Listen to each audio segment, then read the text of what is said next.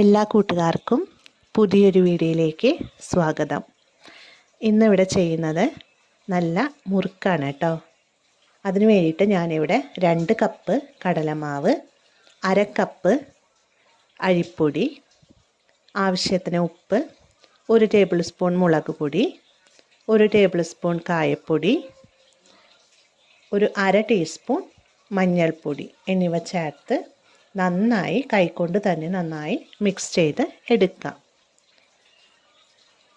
നന്നായി മിക്സ് ചെയ്തതിന് ശേഷം അതിലേക്ക് ആവശ്യത്തിന് വെള്ളം ഒഴിച്ച് നമ്മൾ ചപ്പാത്തിക്ക് മാവ് കുഴച്ചെടുക്കുന്ന രീതിയിൽ തന്നെ അത് കുഴച്ചെടുക്കുക. എത്രത്തോളം നമ്മൾ അത് കുഴച്ചെടുക്കുന്നവോ അത്രത്തോളം ആ മാവ് സോഫ്റ്റായിട്ട് വരും. അതിലേക്ക് നിങ്ങൾക്ക് കറുത്ത എള്ള് കയ്യിലുണ്ടെങ്കിൽ അത് ഇട്ട് കൊടുക്കാവുന്നതാണ്. ഞാനിവിടെ കുറച്ച് കറുത്ത എള്ള് ഇതിലേക്ക് ഇട്ട് കൊടുത്തിട്ടുണ്ട്.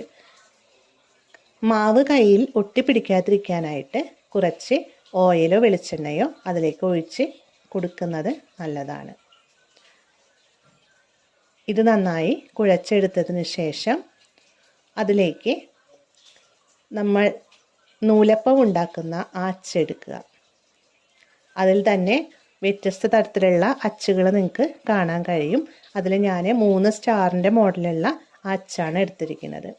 എന്നിട്ട് ഈ നൂലപ്പം ഉണ്ടാക്കുന്ന ഈ പാത്രത്തിലേക്ക് നമ്മൾ ഇതേപോലെ തന്നെ ഫില്ല് ചെയ്ത് കൊടുത്ത് മൂടി നന്നായി അടച്ചെടുക്കാം.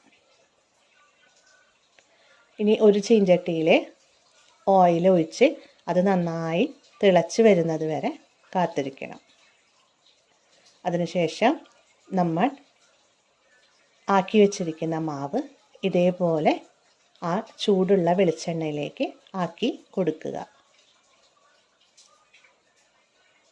ഒരുപാട് നിങ്ങൾ ആക്കാതിരിക്കാൻ ശ്രദ്ധിക്കണം. കാരണം ഉള്ള് വെന്ത് കിട്ടില്ല നമുക്ക് കൂടുതലായി കഴിഞ്ഞാൽ.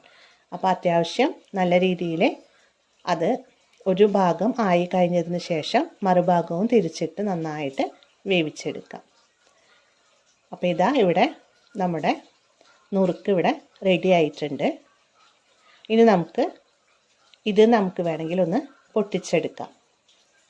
ചെറിയ ചെറിയ പീസുകളാക്കിയിട്ട് നമുക്കിതിനെ പൊട്ടിച്ചെടുക്കാം. നമുക്ക് 2-3 ദിവസത്തേക്കുള്ള 4 മണി പലഹാരങ്ങളൊക്കെ ഇവിടെ റെഡി ആയിട്ടുണ്ട്. അപ്പോൾ അത്യാവശ്യമുള്ള ഒരു ക്വാണ്ടിറ്റി നമുക്കിതിൽ നിന്ന് ലഭിക്കും.